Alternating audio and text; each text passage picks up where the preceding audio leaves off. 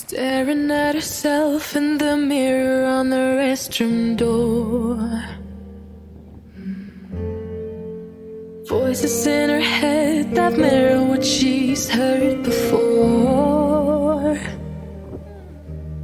All the things they said to hold her back, they never seem to leave her head and tend to keep her mind at war.